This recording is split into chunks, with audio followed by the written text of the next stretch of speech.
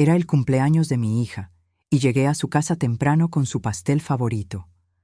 Toqué la puerta con una sonrisa, esperando ver su rostro iluminarse como cuando era una niña. Pero cuando abrió, su expresión era de total fastidio, como si no quisiera verme. «Ah, eres tú», murmuró sin siquiera mirarme a los ojos. Pero antes de seguir, verifica si ya estás suscrito al canal y escribe en los comentarios. ¿Desde dónde estás viendo este video? Nos encanta saber hasta dónde llegan nuestras historias. Todavía recuerdo el olor del pastel de almendras con ganache de chocolate que llevé a casa de mi hija Elena esa tarde. Era su 43º cumpleaños y yo había ahorrado 3 meses de mi jubilación para comprar esa pequeña obra de arte de la repostería francesa que tanto le gustaba. 2.200 pesos que no tenía, pero que gasté con gusto para ver su sonrisa. El taxi me dejó frente a la mansión que había ayudado a financiar 5 años atrás, una casa de 3 pisos en el mejor barrio de Puerto Vallarta, con vista al mar y piscina infinita. 1.800.000 pesos de mis ahorros para el enganche, dinero que había ahorrado centavo por centavo durante 45 años como profesora universitaria, haciendo horas extras y tutorías los fines de semana. Me acomodé mi vestido turquesa, también nuevo para la ocasión, y toqué el timbre, equilibrando el pastel en una mano y sosteniendo en la otra un pequeño paquete plateado que contenía un collar de perlas que había pertenecido a mi madre. 3 generaciones de mujeres fuertes, pensé. Qué legado tan maravilloso para pasar. La puerta se abrió, pero el rostro de Elena no se iluminó como yo esperaba. Sus ojos apenas se encontraron con los míos antes de volver al celular que tenía en la mano. «Ah, eres tú», murmuró, haciéndose a un lado para que entrara. Ni un beso, ni un abrazo, como si yo fuera solo otra entrega a domicilio. «Feliz cumpleaños, mi querida», dije, tratando de mantener el entusiasmo en mi voz. «Traje tu pastel favorito y un regalito especial». Elena suspiró profundamente, como si mi presencia fuera un estorbo que se viera forzada a tolerar. «Ponlo en la mesa de la cocina. Necesito terminar esta llamada». Caminé sola hasta la cocina de mármol italiano, otro regalo mío cuando reformaron la casa, y coloqué el pastel delicadamente sobre la encimera. A través de la ventana vi a los gemelos, mis nietos de 11 años, jugando en la piscina con el instructor de natación. Ni siquiera notaron mi presencia. Me quedé allí, parada, escuchando el eco de la casa vacía, sintiéndome como una extraña invadiendo un espacio donde claramente no era bienvenida. 15 minutos después, Elena entró en la cocina. Estaba deslumbrante, como siempre, cabello perfectamente teñido, maquillaje impecable, uñas hechas. Todo esto costeado por la clínica de estética que yo le había financiado 8 años atrás. 350.000 pesos para que ella realizara su sueño de emprendedora. Un préstamo que yo había pedido usando mi apartamento como garantía y que nunca fue reembolsado. «Entonces», dijo, abriendo el refrigerador y sacando una botella de agua con gas, «¿viniste solo a dejar el pastel o te quedarás a cenar también?» La frialdad en su voz me cortó como un cuchillo. Tragué saliva, intentando controlar la decepción. «Pensé que tal vez podríamos pasar tiempo juntas en tu cumpleaños. Hace casi 2 meses que no nos vemos». Respondió, revisando de nuevo el celular. «En realidad, tengo planes para más tarde. Marcelo me va a llevar a cenar a La Marea». Solo nosotros 2. Marcelo, su tercer esposo. Un hombre que vivía de inversiones nunca especificadas y que, curiosamente, siempre necesitaba de mi ayuda financiera para sus proyectos de emergencia. El último había sido hace solo 3 semanas. 60.000 pesos para un supuesto negocio de importación que no podía esperar. Dinero que yo había sacado de mis ahorros para tratamiento médico. «Entiendo», respondí, tratando de ocultar el dolor en mi voz. «¿Tal vez podamos almorzar mañana entonces?» Elena puso los ojos en blanco y finalmente me miró directamente. Su rostro estaba tenso, como si estuviera conteniendo algo que quería decir desde hacía mucho tiempo. Mamá, necesitamos hablar. Señaló los taburetes altos alrededor de la isla de la cocina. Siéntate. Obedecí, sintiendo un nudo formarse en mi estómago. Conocía ese tono. Era el mismo que usaba de niña antes de decir algo deliberadamente cruel para probar mis límites. He estado pensando mucho últimamente, comenzó, girando lentamente el vaso de agua entre los dedos. Sobre el cumpleaños, sobre la vida, sobre lo que realmente me haría feliz. Asentí, tratando de parecer alentadora. Claro, querida, dime lo que quieres. Tal vez pueda ayudar de alguna manera. Elena puso el vaso sobre la mesa con un golpe sordo y me miró directamente a los ojos. Lo que vi allí me heló hasta los huesos. No era amor, ni siquiera irritación pasajera. Era puro desprecio. La única cosa que realmente me gustaría recibir de regalo de cumpleaños, dijo lentamente, pronunciando cada palabra con deliberada crueldad, es que simplemente desaparecieras de mi vida. Preferiblemente que te murieras. El mundo se detuvo. El aire fue succionado de la habitación. Intenté hablar, pero mi garganta se cerró. Fue como si alguien me hubiera golpeado físicamente en el pecho. ¿Qué? Fue todo lo que pude susurrar. Escuchaste, continuó, ahora con una frialdad calculada. Estoy cansada de ti, mamá. Cansada de tus llamadas constantes, de tus visitas inesperadas, de tu forma de inmiscuirte siempre en mi vida con tus consejos anticuados y tu insoportable necesidad emocional. Mis manos comenzaron a temblar incontrolablemente. 74 años de vida, 43 años siendo su madre, y nunca, jamás, imaginé que escucharía tales palabras salir de la boca de mi única hija. Elena, logré decir entre lágrimas que empezaban a formarse, soy tu madre. Te di todo, sacrifiqué todo por ti. Exacto, exclamó, levantándose del taburete. Por eso me estás asfixiando. No puedo respirar con tu presencia constante. Necesito espacio, necesito libertad. Necesito vivir mi vida sin tener que lidiar con tus expectativas y tu drama emocional. Miré el pastel de cumpleaños, las velas aún en la caja, esperando ser encendidas. Todo lo que había imaginado para ese día, abrazos, risas, recuerdos compartidos, se desvaneció como humo. Pero Elena, intenté una vez más. Solo quiero estar cerca de ti, ser parte de tu vida. Eres todo lo que tengo. Y ese es exactamente el problema, respondió, cruzando los brazos. El hecho de que yo soy todo lo que tú tienes. Arregla tu propia vida y déjame en paz. Me levanté del taburete, mis piernas temblando tanto que temí caerme. Tomé mi bolso y el pequeño paquete con el collar de perlas. El pastel se quedaría. Tal vez los gemelos lo apreciarían, aunque su madre no pudiera. No puedo creer que me estés diciendo esto, murmuré, después de todo lo que hice por ti. ¿Todo lo que hiciste? Se rió sarcásticamente. Mamá, todo lo que hiciste fue para tu propio beneficio, para sentirte necesaria, para tener control sobre mi vida. Pero ya no soy una niña, y ya no te necesito asfixiándome. Caminé hacia la puerta, cada paso costándome años de vida. En el umbral, me di la vuelta una última vez, esperando ver algún arrepentimiento en sus ojos, algún rastro de esa niñita dulce que había criado con tanto amor. Pero solo vi impaciencia. Impaciencia para que me fuera y ella pudiera continuar con su vida, libre de la carga que aparentemente yo representaba. «Feliz cumpleaños, Elena», susurré, y salí, cerrando la puerta suavemente detrás de mí. Lo que mi hija no sabía, mientras me observaba partir esa tarde soleada, es que ella había encendido algo dentro de mí que había permanecido dormido por décadas. Una llama que no era de autodestrucción, sino de renacimiento.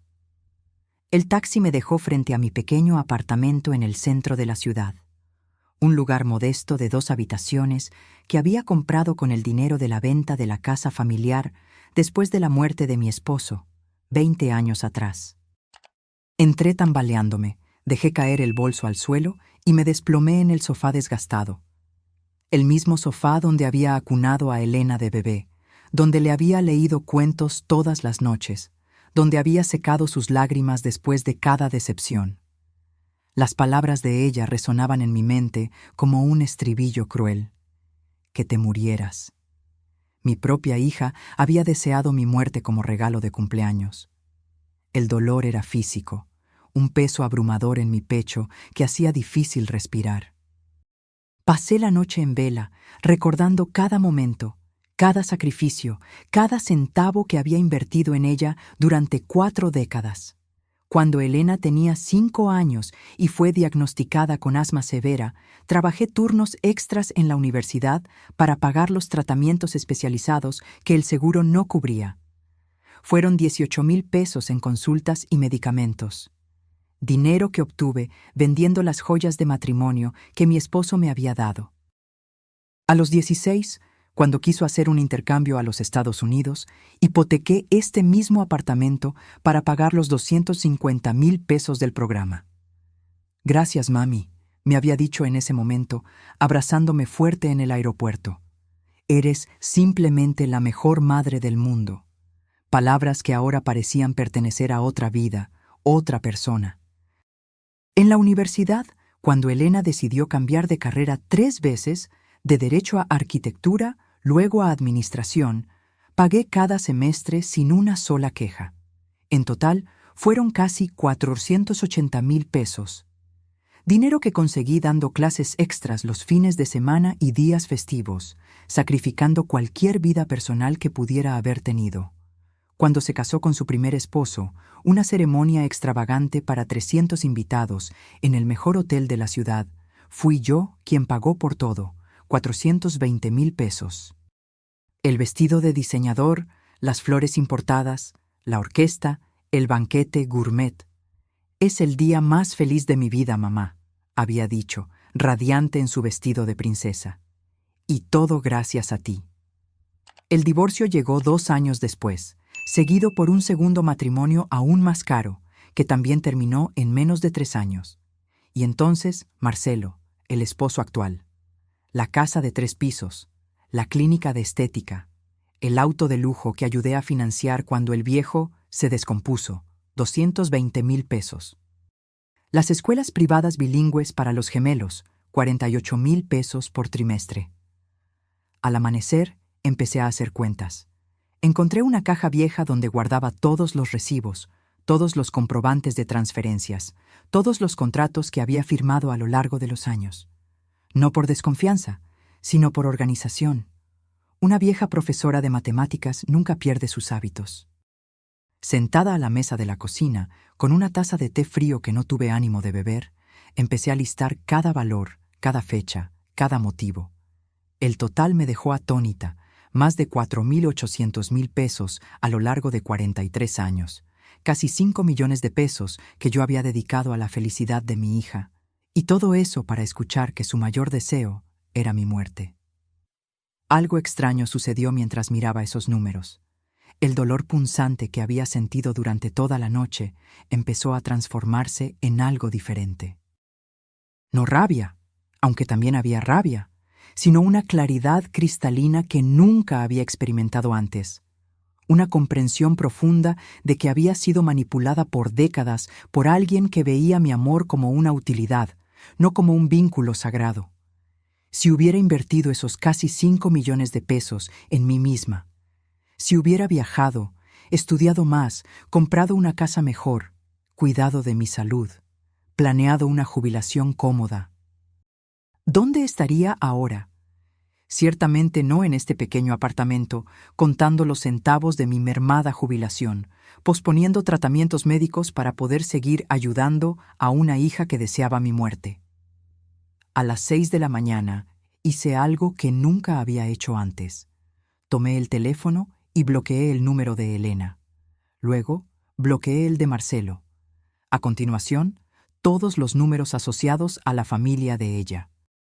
Fue un gesto pequeño, pero simbólicamente poderoso.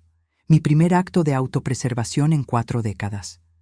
Tomé un baño largo, Me puse mis mejores ropas, un conjunto de pantalón y blazer que rara vez usaba para economizar, y salí de casa con un propósito definido que no involucraba a mi hija por primera vez en años. Primera parada, el banco. El mismo banco donde Elena y yo teníamos una cuenta conjunta para emergencias, en la cual yo depositaba regularmente pequeñas sumas para cualquier imprevisto que pudiera surgir en su vida. Una cuenta que, en ese momento, tenía un saldo de 180,000 pesos. «Buenos días, doña Carmen», me saludó el gerente, señor Ortega, que me conocía desde hacía años. «¿En qué puedo ayudarla hoy?» «Quiero cerrar la cuenta conjunta número 4 Neila 526 7891», respondí con una calma que me sorprendió a mí misma. «¿Estás segura? Esa cuenta tiene un saldo considerable», advirtió, consultando la computadora. «Absolutamente segura», confirmé, firmando los formularios con mano firme. «Quiero transferir todo ese dinero a mi cuenta personal, por favor». Ver esos 180,000 pesos regresar a mi propia cuenta me dio una sensación extraña de poder, un poder que no sentía desde hacía décadas. Era solo el comienzo. Siguiente parada, la oficina de financiamiento inmobiliario. Cuando Elena y Marcelo compraron la mansión frente al mar, yo no solo di el enganche, sino que también firmé como aval del financiamiento. Eso significaba que, si ellos no podían pagar, la responsabilidad recaería sobre mí, pero también significaba que yo tenía derechos sobre esa propiedad. Doña Carmen, la oficial de préstamos, señora Ramírez, me recibió con una sonrisa.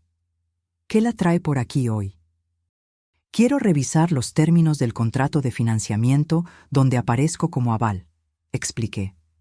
«Necesito entender exactamente cuáles son mis derechos y obligaciones». Mientras ella buscaba los documentos, recordé el día en que firmé esos papeles. Elena había llorado de emoción. «Gracias, mamá. Eres nuestro ángel de la guarda. Te amo tanto», había dicho, abrazándome con fuerza. Marcelo también había agradecido profusamente, asegurando que nunca atrasarían un pago. «Aquí está toda la documentación», dijo la señora Ramírez, colocando una carpeta gruesa frente a mí. «Como aval, usted es responsable de los pagos si los titulares primarios no pueden hacerlos. Pero usted también tiene el derecho de reclamar la propiedad si cree que los deudores no serán capaces de cumplir sus obligaciones». «Exacto», respondí, examinando cuidadosamente cada página. «¿Cuáles serían los siguientes pasos si decidiera ejercer mis derechos como aval?» «Usted necesitaría demostrar que hay riesgo de incumplimiento o que ya ha habido retrasos significativos», explicó. Lo que la señora Ramírez no sabía, y lo que Elena inconscientemente me había revelado la semana anterior, era que Marcelo había perdido recientemente una suma sustancial en una inversión fallida y que ellos habían atrasado el último pago de la hipoteca. Una información que ella compartió casualmente, probablemente esperando que yo ofreciera ayuda, como siempre hacía. «Perfecto», murmuré, recogiendo copias de todos los documentos importantes. «¿Y si quisiera iniciar ese proceso?» La señora Ramírez me miró con curiosidad, pero mantuvo el profesionalismo. «Puedo agendar una reunión con nuestro departamento legal, si lo desea. Por favor, hágalo». Cuando salí de la oficina, sentí una ligereza extraña, como si estuviera flotando sobre las calientes aceras de la ciudad. Durante 43 años, había vivido para Elena. Había sacrificado mis propios sueños, mi dinero, mi tiempo, mi salud, todo para darle a ella la vida que siempre quiso. ¿Y el resultado? Ella deseaba mi muerte como regalo de cumpleaños. Mi siguiente parada fue un lugar que no visitaba desde hacía años, la agencia de viajes Horizontes Nuevos, especializada en nuevos comienzos para la tercera edad. Había guardado un folleto de ellos por años, soñando secretamente con posibilidades que siempre parecían fuera de mi alcance. «Buenas tardes», me saludó una joven asesora llamada Lucía. «¿Cómo puedo ayudarla?» «Vi su programa sobre jubilados en el extranjero», respondí, sentándome cómodamente en la silla frente a su escritorio. Me gustaría información completa sobre cómo una mujer de 74 años puede comenzar una nueva vida en España. Los días siguientes fueron una montaña rusa de emociones y preparativos secretos. Cada mañana me despertaba con una mezcla de dolor, determinación y algo que no sentía desde hacía mucho tiempo: esperanza. Era como si hubiera despertado de un largo trance donde vivía solo para satisfacer los caprichos de mi hija. Y ahora, finalmente, estaba viviendo para mí misma. El martes, mi teléfono sonó insistentemente. Era Elena. Ignoré la llamada.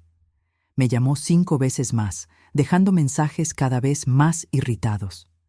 «Mamá, necesito hablar contigo». «Mamá, ¿estás bien? ¿Por qué no contestas?» «Mamá, los gemelos tienen una presentación en la escuela el jueves y necesitamos que te quedes con ellos después». «Mamá, estoy empezando a preocuparme». La ironía no se me escapó. La misma mujer que había deseado mi muerte como regalo de cumpleaños estaba ahora preocupada porque yo no contestaba sus llamadas, no porque me echara de menos o se preocupara por mi bienestar, sino porque me necesitaba para algo. El miércoles recibí la visita de mi vecina y amiga de toda la vida, Dolores, una mujer de 70 años que había presenciado silenciosamente todos mis sacrificios por Elena a lo largo de las décadas. «Carmen», dijo, sentada en mi sala con una taza de café, «te ves diferente. ¿Pasó algo?» Le conté todo. Cada palabra dolorosa del cumpleaños de Elena, cada detalle de los planes que estaba haciendo. Dolores escuchó en silencio, sus ojos se llenando gradualmente de lágrimas. «Dios mío, Carmen», murmuró cuando terminé. «No puedo creer que Elena te dijera algo tan cruel después de todo lo que hiciste por ella». «La parte más dolorosa es que lo dijo como si fuera la cosa más natural del mundo», expliqué. «Como si yo fuera solo un estorbo en su vida que necesitaba ser eliminado». «¿Y de verdad te vas a España?» «Sí», respondí firmemente. «Ya compré el boleto. Me voy la próxima semana». Dolores sostuvo mis manos con gentileza. «Sabes que tienes todo mi apoyo, ¿verdad? Lo que Elena hizo es imperdonable». «Hay algo más», dije bajando la voz. «Voy a necesitar tu ayuda con algo muy especial». Le expliqué mi plan completo. Quería que Elena creyera que yo había muerto, al menos por un tiempo. Dolores sería mi cómplice, la persona que encontraría mi apartamento vacío y la carta de despedida que dejaría. «Es brillante», murmuró Dolores con una sonrisa cómplice. «Esa niña ingrata finalmente va a entender lo que significa perderte». «¿Me ayudarás?» «Claro que sí. De hecho, creo que es exactamente lo que Elena necesita para reaccionar». Esa noche trabajé en la carta más importante de mi vida, la carta que lo cambiaría todo para siempre. Escribí y reescribí cada palabra, asegurándome de que transmitiera exactamente lo que quería decir. «Mi querida Elena», comencé. «Me pediste como regalo de cumpleaños que desapareciera de tu vida, y he decidido conceder tu deseo. Cuando leas esta carta, ya estaré lejos de aquí, comenzando la vida que debí haber vivido hace décadas, en lugar de sacrificarlo todo por ti».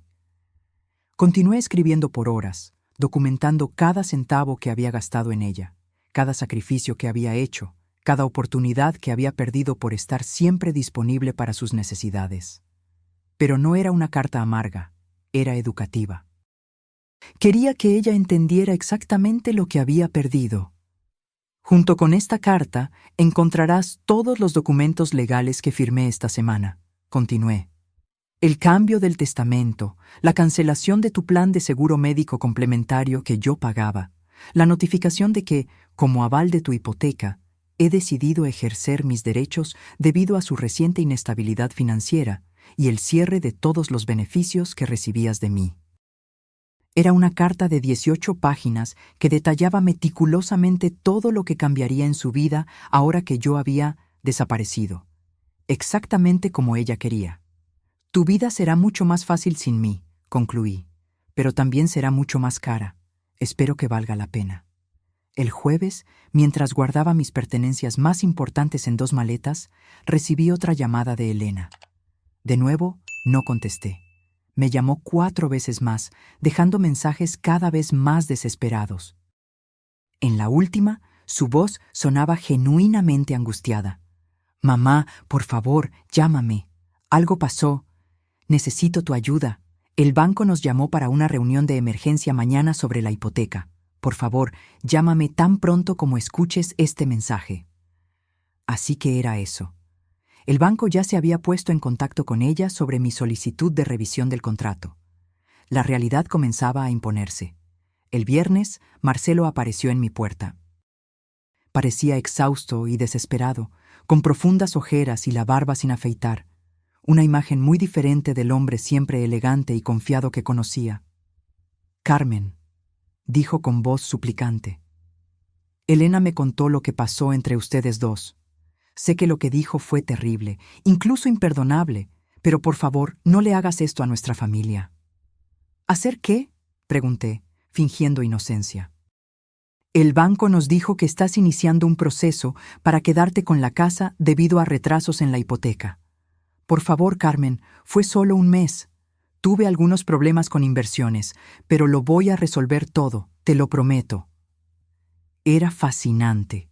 Cuando Elena quería deshacerse de mí, yo era un estorbo. Pero cuando se dieron cuenta de que yo controlaba las riendas financieras que mantenían su lujoso estilo de vida, de repente yo era importante de nuevo. «Marcelo», dije con calma, «tu esposa fue muy clara conmigo. Mi presencia en su vida es una carga que ella ya no quiere soportar. Solo estoy respetando sus deseos». «Pero Carmen, ¿sabes cómo es Elena cuando está enojada? No quiso decir eso». «¿No lo quiso decir?», porque sonó bastante convincente cuando deseó mi muerte como regalo de cumpleaños. Marcelo bajó la cabeza. Sabía que no tenía argumento para defender lo indefendible. «Por favor», insistió, «dame una oportunidad de arreglar esto. Hablaré con Elena. Haré que entienda lo equivocada que está». «Es demasiado tarde», respondí, cerrando lentamente la puerta. «Dales un beso a mis nietos por mí». El sábado fue mi último día en esa ciudad donde había pasado toda mi vida. Caminé por los lugares que habían sido importantes para mí: la universidad donde di clases por 38 años, el parque donde llevaba a Elena de niña, la iglesia donde me casé con su padre. Fue mi despedida silenciosa de una vida que había vivido completamente para los demás. El domingo comenzaría una vida que, finalmente, viviría para mí misma. En la mañana del domingo, Dolores tocó a mi puerta como habíamos acordado. Trajo café fresco y una sonrisa cómplice que me llenó de energía. «¿Lista para tu gran escape?», preguntó, guiñándome un ojo. «Más que lista», respondí, llevando mis 2 maletas a la puerta. «¿Tienes las llaves de repuesto de mi apartamento?». «Aquí están», dijo ella, mostrando el conjunto de llaves que le había dado la noche anterior. «Y también tengo la carta para Elena y todos los documentos que vas a dejar». Habíamos planeado todo meticulosamente. Dolores esperaría hasta el martes para ir al apartamento de Elena y entregarle los documentos, fingiendo que había encontrado mi apartamento vacío y se había preocupado por mi desaparición. «Recuerda», le indiqué mientras esperábamos el taxi, «tienes que parecer genuinamente preocupada. Dile que no contesté el teléfono por 2 días, que tocó a mi puerta y no respondí, y que cuando usó las llaves de emergencia encontró el apartamento vacío y la carta». «No te preocupes, Carmen. Fui profesora de teatro aficionado por 20 años. Será la actuación de mi vida», aseguró Dolores con una sonrisa traviesa. El taxi llegó puntualmente a las 6 de la mañana. Mientras el conductor cargaba mis maletas, di una última mirada a mi apartamento. Había vivido allí por 15 años, pero extrañamente no sentía nostalgia. Era como si finalmente me estuviera liberando de una prisión que yo misma había construido. «¿Al aeropuerto?», preguntó el taxista. «Al aeropuerto», confirmé, y sentí como si esas 2 palabras marcaran el inicio de mi nueva existencia. El viaje en avión a Barcelona fue largo, pero tranquilo. Por primera vez en décadas, Nadie sabía dónde estaba. Nadie podía llamarme para pedir favores, dinero o tiempo. Era una sensación embriagadora de libertad que no experimentaba desde antes de convertirme en madre. Durante el vuelo de casi 12 horas, escribí en mi diario todo lo que había sucedido en la última semana. Cada detalle, cada emoción, cada decisión que me había traído a ese momento suspendido en el cielo, entre mi pasado de abnegación y mi futuro de autodescubrimiento. Esta es la primera vez en 43 años, escribí, que hago algo completamente para mí misma, sin calcular cómo eso beneficiará a Elena. Es aterrador y liberador al mismo tiempo. Llegué a Barcelona en la mañana del lunes, hora local. Un representante de la agencia de viajes me estaba esperando en el aeropuerto con un cartel con mi nombre. Era un hombre joven y amable llamado Miguel que hablaba español con un fuerte acento catalán. Señora Carmen, me saludó con una sonrisa genuina. Bienvenida a España. Espero que esté lista para una nueva aventura. Más que lista, respondí, y por primera vez en semanas mi sonrisa era completamente auténtica. Miguel me llevó a un pequeño pero encantador apartamento amueblado en el barrio gótico, que la agencia había alquilado por un mes mientras yo decidía si quería quedarme permanentemente. Era un tercer piso en un edificio centenario, con ventanas que daban a una plaza arbolada y balcones floridos en los edificios vecinos. Aquí tiene toda la información sobre la ciudad, dijo Miguel, entregándome una carpeta gruesa. Restaurantes recomendados, actividades culturales, grupos sociales para expatriados, clases de catalán, contactos médicos en caso de que lo necesite. También agendé una reunión con un asesor financiero para el miércoles, para ayudarla con el papeleo si decide quedarse permanentemente. Esa tarde, después de un corto descanso, hice algo que no hacía en años. Salí a pasear sin un destino definido. Sin horarios, sin compromisos, sin nadie esperando que yo resolviera sus problemas. Caminé por las calles estrechas y sinuosas del barrio gótico, maravillada con la arquitectura medieval, los pequeños cafés en las esquinas, las tiendas de artesanía. Me senté en una plaza y pedí un café con leche y una porción de churros. Comí lentamente, saboreando cada bocado, observando a las palomas, a los turistas, a los lugareños. Una sensación extraña comenzó a formarse en mi pecho. No era tristeza, no era culpa, era paz. Mientras caminaba de regreso al apartamento al final de la tarde, calculé mentalmente cuánto dinero había gastado en Elena solo en los últimos 5 años. Entre el enganche de la casa, los pagos de la clínica de estética, el auto, las escuelas de los gemelos, las emergencias constantes, había sido por lo menos 2,3 millones de pesos. Dinero que yo podría haber usado para viajar por el mundo, para vivir cómodamente, para realizar los sueños que había pospuesto por décadas. En cambio, se lo di todo a una hija que consideraba mi amor una carga y mi presencia un estorbo. A las 8 de la noche, hora de Barcelona, calculé que serían las 2 de la tarde en Puerto Vallarta. Dolores se estaría preparando para ir al apartamento de Elena para entregar la carta que lo cambiaría todo. Me senté en el pequeño balcón de mi apartamento temporal, bebiendo una copa de vino tinto español, y esperé. Sabía que en unas horas mi teléfono comenzaría a sonar desesperadamente. Elena finalmente entendería lo que significaba realmente perderme. A la medianoche, mi teléfono comenzó a vibrar insistentemente. Era Elena. Dejé que sonara hasta que se detuvo. Inmediatamente sonó de nuevo, y de nuevo, y de nuevo. En el quinto intento, contesté. «¡Mamá!», gritó, su voz ahogada por el llanto. «¿Dónde estás? Dolores apareció en casa con una carta tuya. Dijo que desapareciste. ¿Qué está pasando? ¿Qué locura es esta?»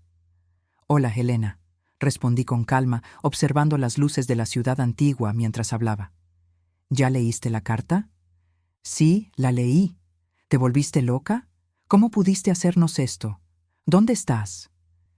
«Estoy exactamente donde necesito estar, lejos de ti, como deseaste. Pero yo no quería eso. Yo no quería que de verdad te fueras. Solo estaba enojada, frustrada. Ahí estaba. La táctica típica de Elena, minimizar el daño que había causado, hacerme sentir culpable por reaccionar a su crueldad. ¿No lo quisiste decir cuando me dijiste que tu mayor deseo de cumpleaños era que me muriera? Pregunté, porque sonaste bastante convincente. Yo solo estaba estresada. Marcelo perdió dinero en una inversión. Los niños están dando problemas en la escuela. La clínica no está yendo bien. No debí haberme desquitado contigo. Tienes razón, no debiste. Pero ya está hecho y las palabras no pueden ser desdichas. Pero mamá, por favor, vuelve. Te necesitamos, te necesito. Qué interesante era esto. Ahora me necesitaba. Ahora que había leído la carta detallando todos los beneficios financieros que había perdido. Ahora que sabía que podría perder la casa. Ahora que entendía que tendría que pagar por su propio seguro médico complementario y encontrar quién cuidara de los gemelos cuando quisiera salir.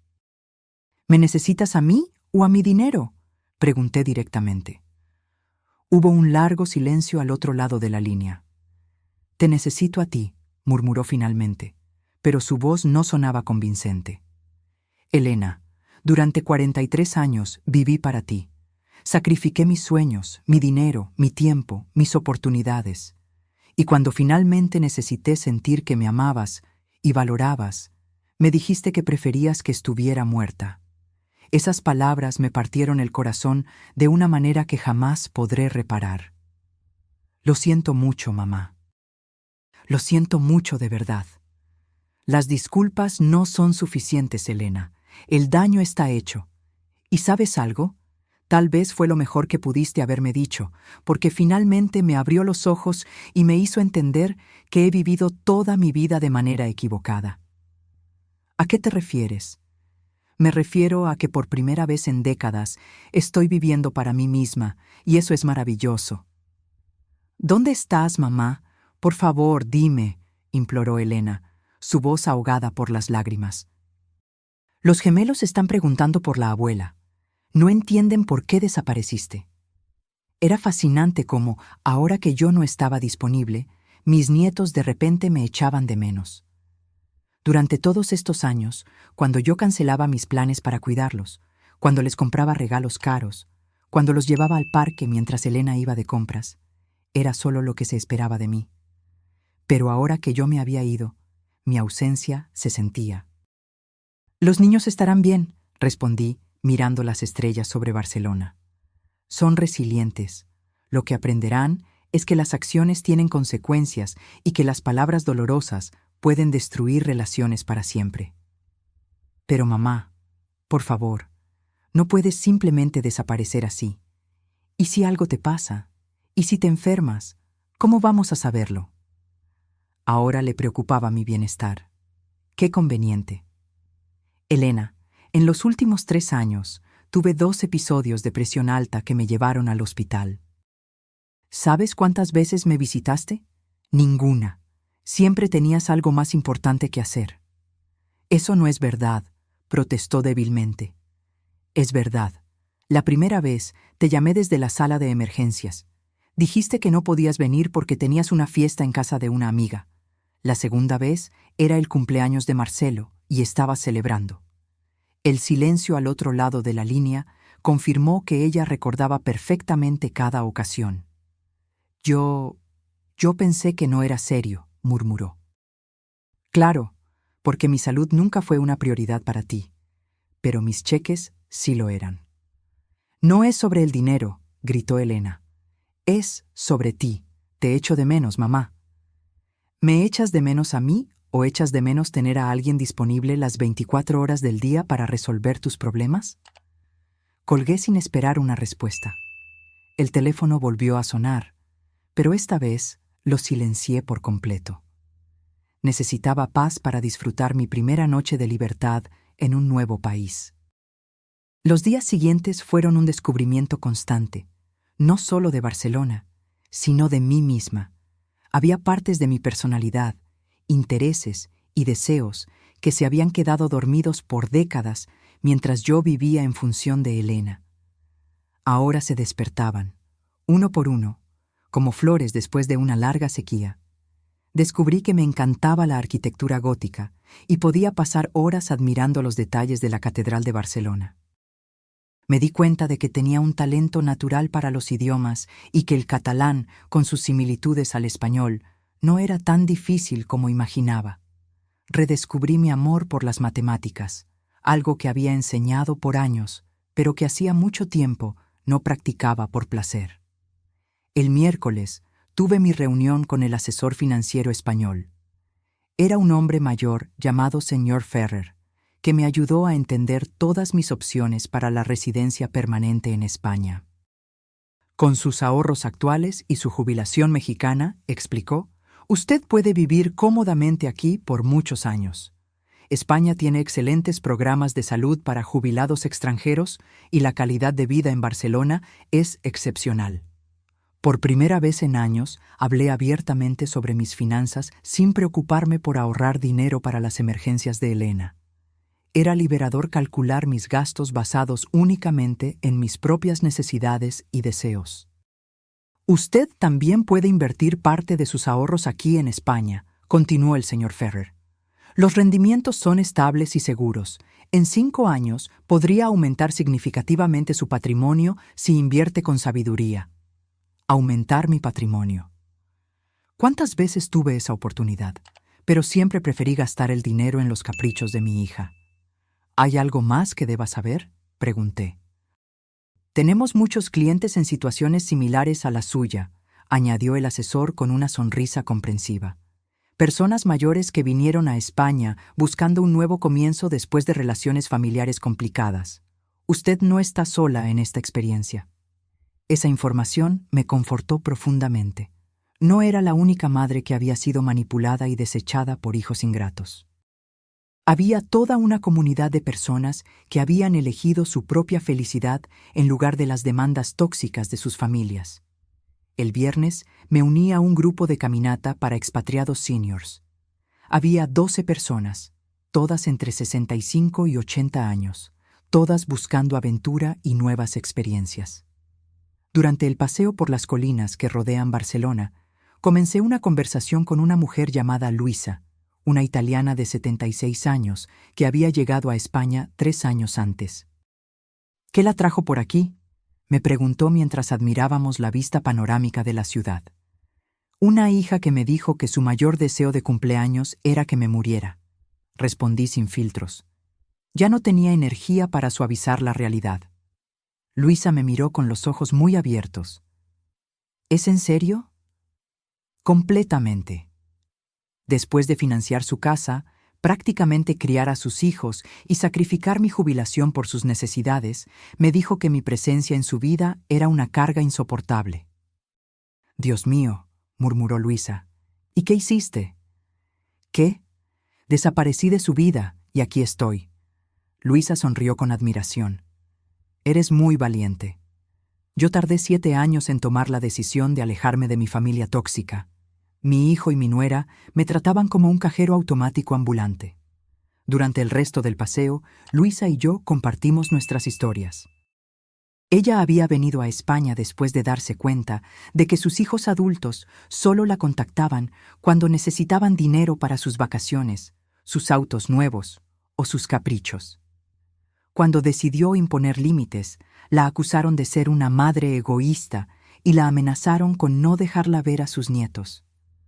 Los primeros meses fueron difíciles, confesó Luisa mientras descendíamos un sendero arbolado. La culpa me consumió. Pensé que tal vez era realmente egoísta, que una buena madre siempre debe sacrificarse por sus hijos. ¿Y qué cambió tu perspectiva?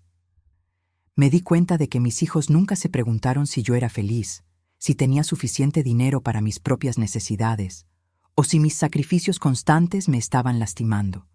A ellos solo les importaba lo que yo podía darles. Eso no es amor, Carmen, es explotación. Las palabras de ella resonaron profundamente en mi corazón. Por décadas, había confundido manipulación emocional con amor filial, demandas constantes con necesidad genuina. Al final del paseo, Luisa me invitó a un grupo de apoyo que se reunía quincenalmente, mujeres mayores que habían tomado la difícil decisión de priorizar su bienestar por encima de las expectativas familiares tóxicas. Acepté de inmediato. Esa noche, encendí mi teléfono por primera vez en 3 días. Tenía 78 llamadas perdidas y 32 mensajes de texto. La mayoría era de Elena y Marcelo, pero también había algunas de números desconocidos, probablemente amigos que ellos habían reclutado para intentar localizarme. Leí los mensajes cronológicamente, observando la evolución del pánico de mi hija. Los primeros aún eran emocionales. Por favor, mamá, vuelve. Te necesitamos. Los niños están llorando por ti. Pero gradualmente se volvieron más desesperados y centrados en cuestiones financieras. El banco nos llamó para otra reunión. Dicen que solicitaste una revisión del contrato como aval. No pueden quitarnos la casa por un malentendido. En el cuarto día, los mensajes se habían vuelto agresivos. Esto es ridículo, mamá. Estás arruinando nuestras vidas por una rabieta. Actúa como una adulta y vuelve. Y finalmente, desesperados. Llamé a todos los hospitales, a la policía, a tus amigos. Nadie sabe dónde estás. Si algo te pasa, va a ser mi culpa. Por favor, solo dime que estás bien. Era fascinante observar cómo en ningún momento Elena se disculpó genuinamente por desear mi muerte. En ningún momento reconoció la crueldad de sus palabras o expresó remordimiento real. Todo giraba en torno a las consecuencias negativas que mi ausencia tenía para ella. Decidí responder a un último mensaje. Estoy perfectamente bien y más feliz de lo que he estado en años. Lo que estás experimentando ahora son las consecuencias naturales de tus acciones. Espero que esta experiencia te ayude a entender el valor de las personas que amas antes de que sea demasiado tarde con otras en tu vida. La respuesta llegó de inmediato. Por favor, mamá, podemos arreglar esto. Prometo que nunca más diré cosas horribles. Solo vuelve. Escribí mi respuesta final. Las promesas vacías no arreglan corazones rotos. Elena, las palabras que me dijiste revelaron lo que realmente piensas de mí. No puedes deshacer esa verdad con promesas desesperadas. Después de enviar ese mensaje, bloqueé su número y todos los números asociados a Marcelo. También bloqueé los números desconocidos que me habían llamado. Era hora de cerrar este capítulo de una vez por todas. En la semana siguiente, me reuní de nuevo con el señor Ferrer para firmar los papeles que me permitirían residir permanentemente en España. También hice arreglos para transferir definitivamente mi jubilación mexicana e iniciar el proceso de venta de mi apartamento en Puerto Vallarta. ¿Estás segura de que quiere hacerlo permanente?, preguntó el señor Ferrer. Es una decisión muy significativa. Nunca he estado más segura de nada en mi vida, respondí, firmando cada documento con mano firme. Por primera vez en décadas, estoy tomando decisiones basadas en mi propia felicidad, no en las demandas de los demás. Esa tarde, recibí una llamada de Dolores, mi querida vecina y cómplice. Su voz sonaba animada. «Carmen, no vas a creerlo», dijo. «Elena vino a mi apartamento ayer llorando histéricamente.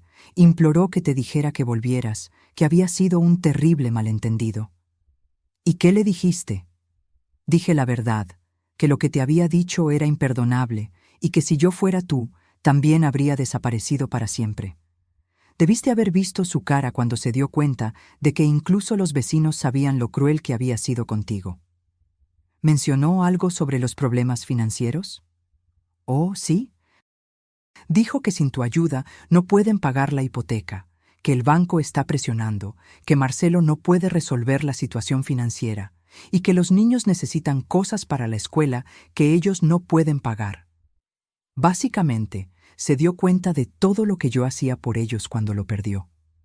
Era exactamente lo que esperaba.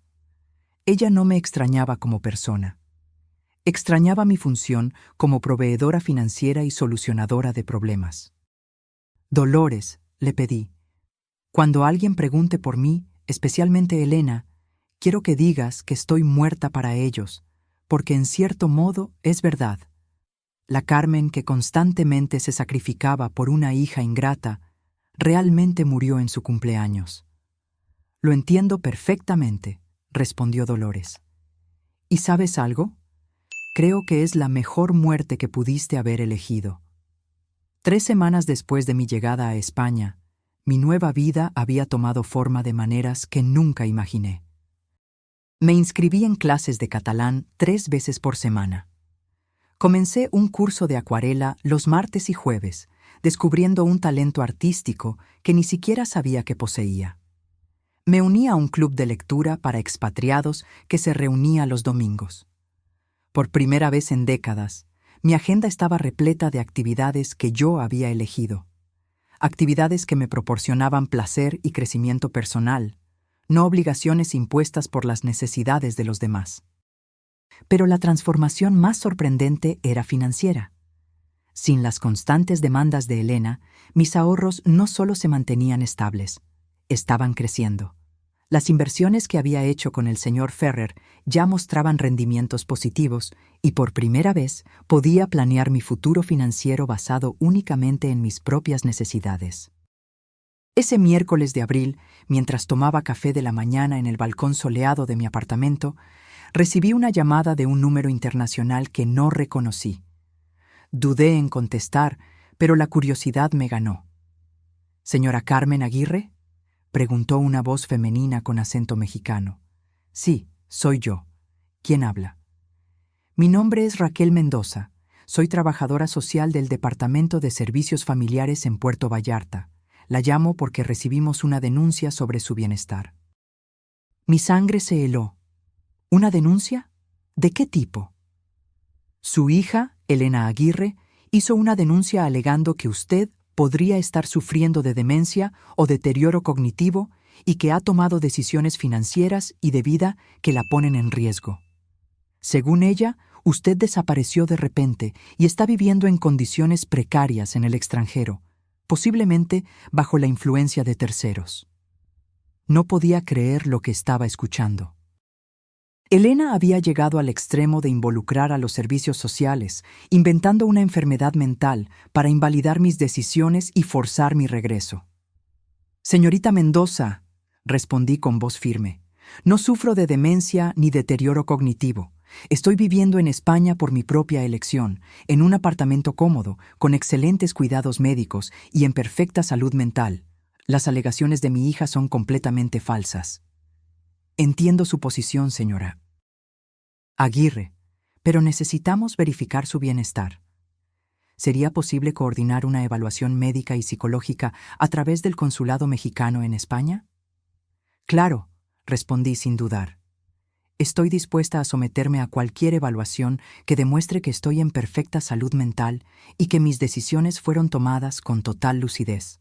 Después de coordinar los detalles para la evaluación, colgué el teléfono, sintiendo una mezcla de rabia y descreimiento.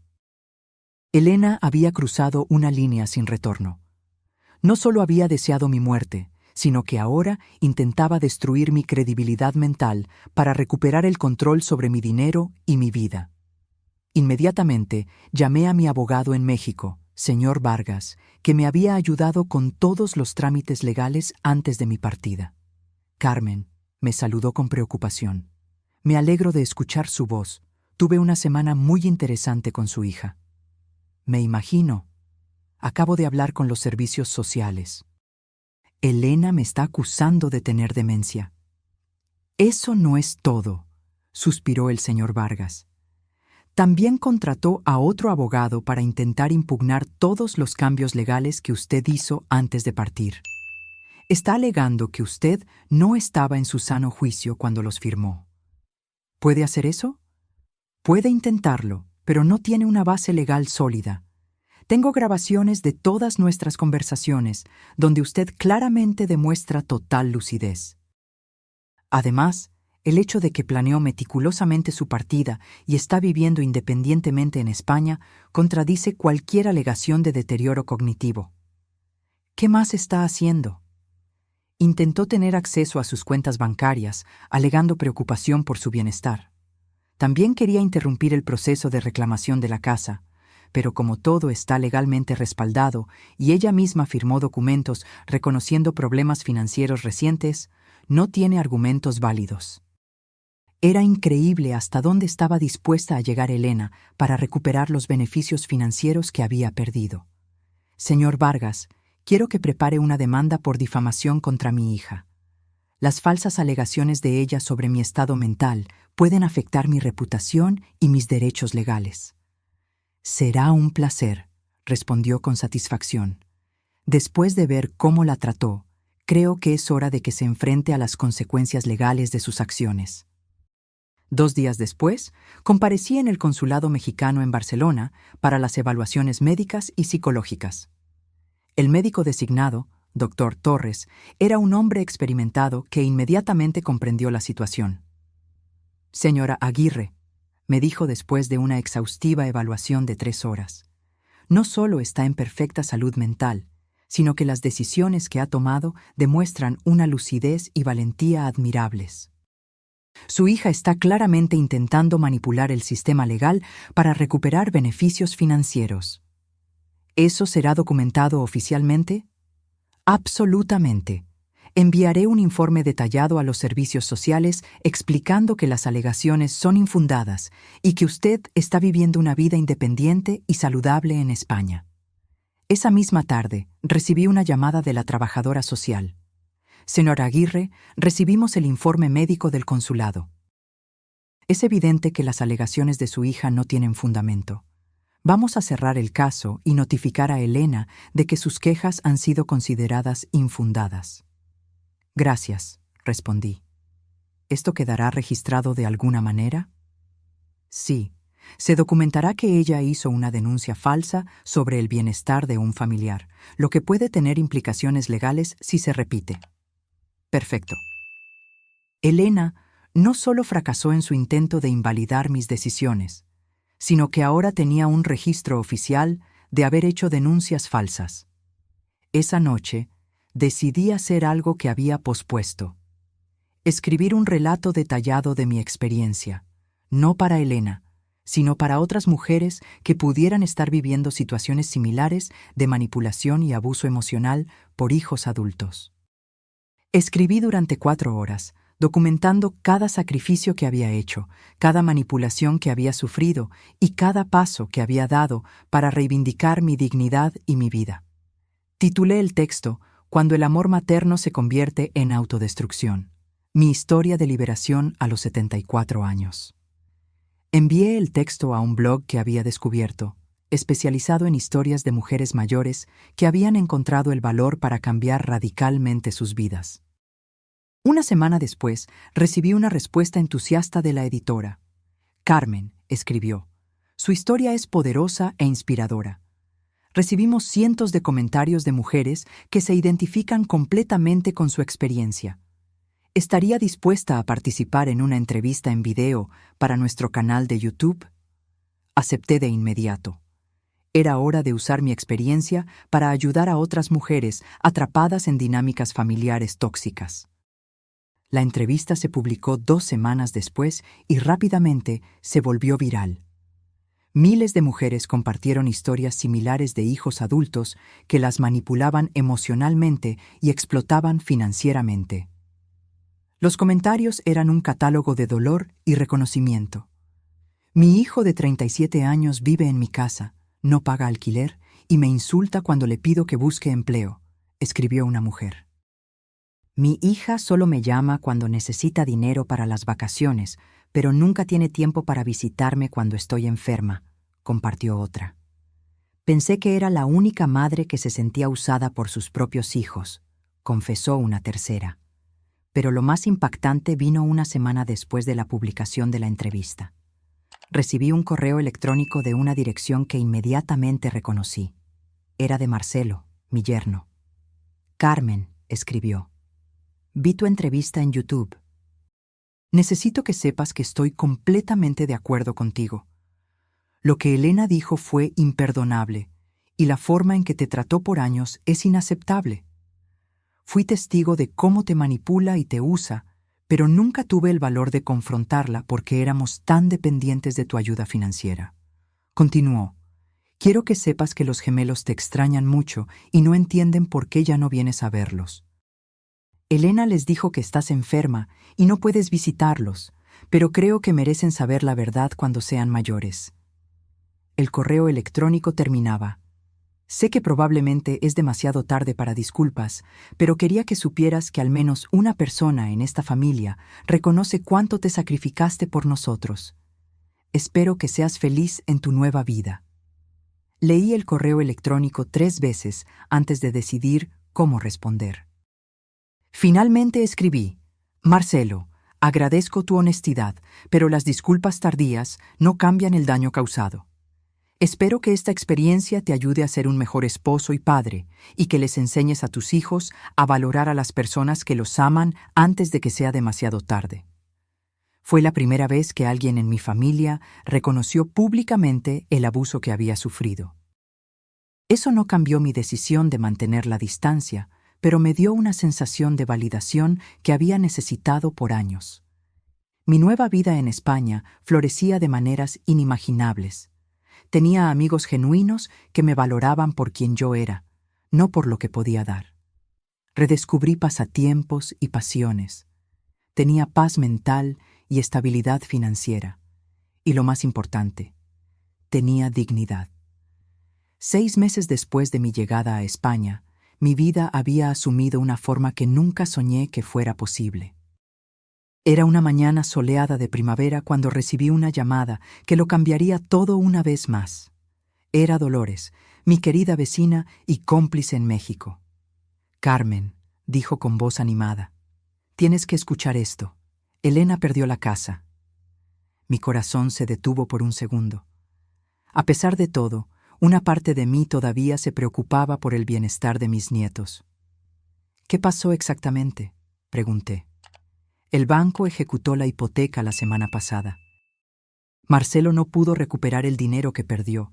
Se atrasaron en 3 pagos más, y como tú eres la aval y ejerciste tus derechos legales, el banco procedió con la ejecución. Elena vino a mí ayer llorando desesperadamente». «¿Y los niños?». «Están bien.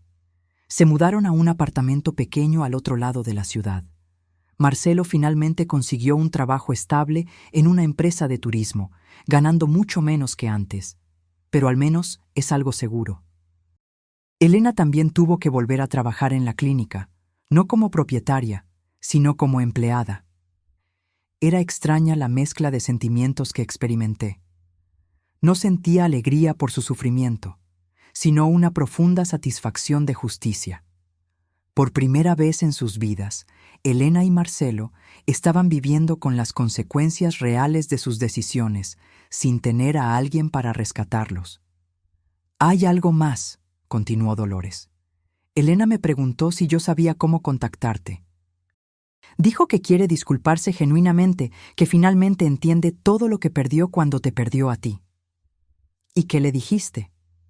«Dije que algunas heridas son demasiado profundas para sanar y que algunas palabras nunca pueden ser desdichas. También dije que tú estás floreciendo en tu nueva vida y que probablemente es mejor para las dos que ella no intente contactarte». Dolores tenía razón. A lo largo de estos 6 meses, yo había construido una paz interior que no quería arriesgar por promesas vacías de una hija que repetidamente demostró que solo me valoraba cuando me necesitaba. Esa tarde recibí una llamada inesperada del señor Vargas. «Carmen, tengo noticias interesantes», dijo. «La casa de Elena fue vendida por el banco y como usted era la aval, tiene derecho a recuperar su inversión inicial de 1.8 millones de pesos más los intereses acumulados».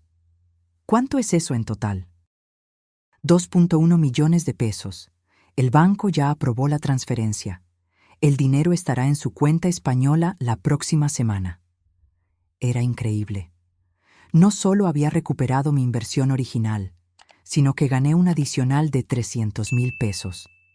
Dinero que se habría perdido para siempre si yo hubiera continuado siendo la madre eternamente sacrificada.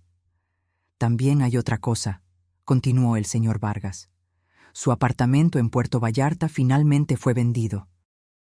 Después de comisiones y gastos, el valor neto es de 820,000 pesos. En total, yo estaba recibiendo casi 3 millones de pesos en activos que había dado por perdidos.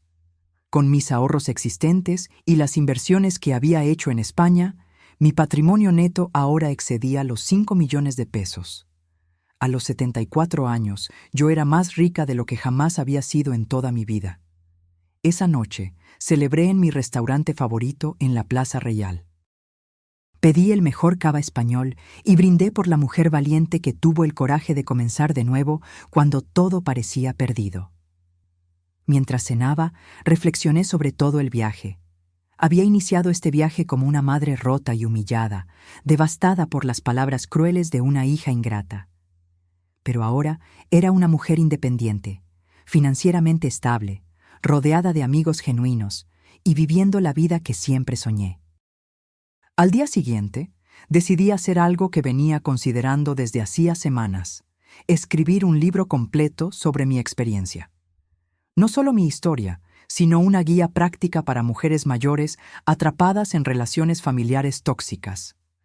Contacté a una editorial española que se especializaba en libros de autoayuda y crecimiento personal.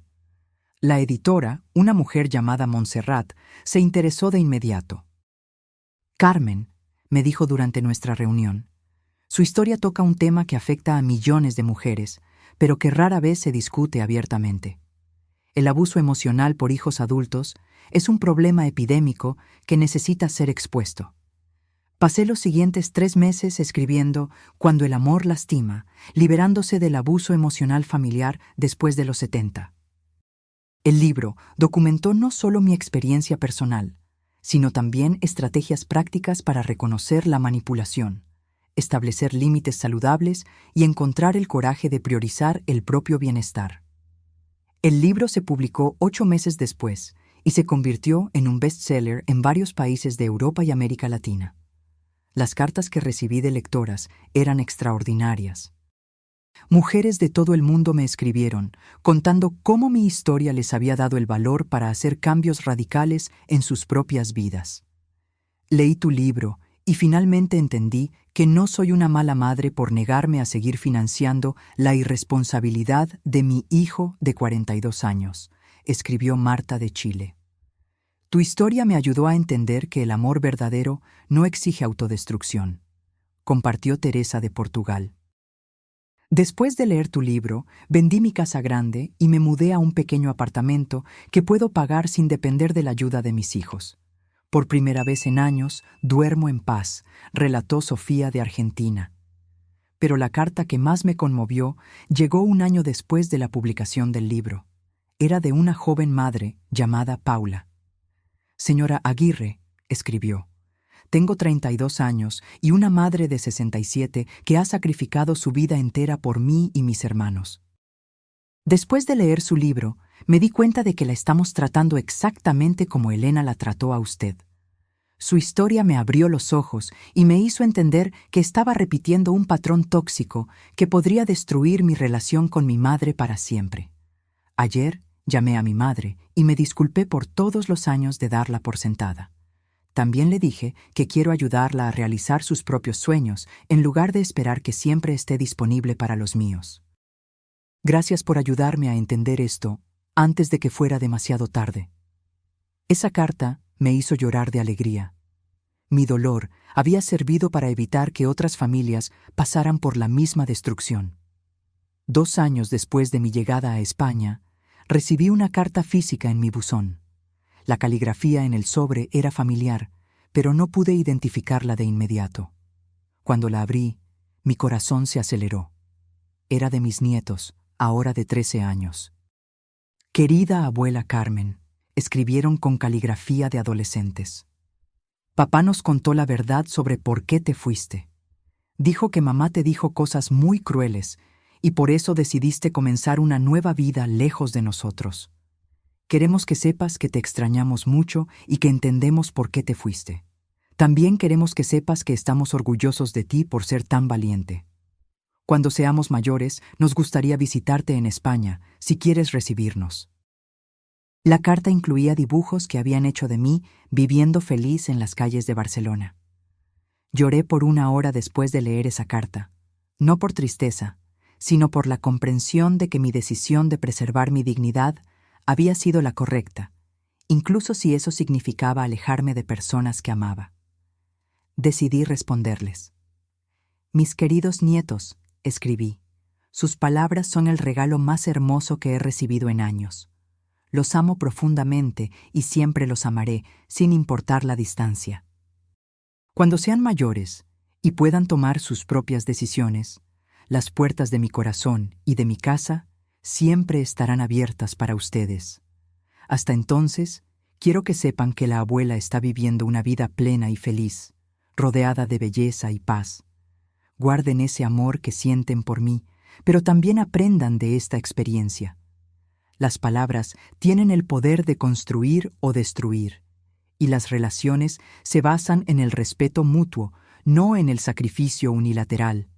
Los amo con todo mi corazón. Hoy, 3 años después de ese terrible cumpleaños que cambió mi vida para siempre, estoy sentada en el balcón de mi nuevo apartamento en Barcelona, que compré con mi propio dinero, contemplando el mar Mediterráneo mientras escribo las últimas líneas de mi historia. Tengo 77 años, un patrimonio de más de 6 millones de pesos, un libro bestseller traducido a 8 idiomas, amigos queridos de todo el mundo y una paz interior que jamás pensé que volvería a experimentar. Elena me pidió como regalo de cumpleaños que desapareciera de su vida. Le concedí ese deseo de la manera más extraordinaria posible. Lo que ella nunca calculó fue que, al perderme, no solo perdió a una madre que la amaba incondicionalmente, sino también a la persona que mantenía su mundo financiero estable por décadas. La semana pasada recibí un correo electrónico de Elena, el primer contacto directo después de 3 años. Mamá, escribió, leí tu libro. Nunca imaginé cuánto te lastimé, cuánto te sacrificaste por mí, cuánto te di por sentada durante toda mi vida. No estoy pidiendo que vuelvas o que me perdones. Solo quiero que sepas que finalmente entendí lo que intentaste enseñarme, aunque de la manera más difícil. Espero que seas feliz en tu nueva vida, porque te mereces toda la felicidad del mundo. No respondí al correo electrónico.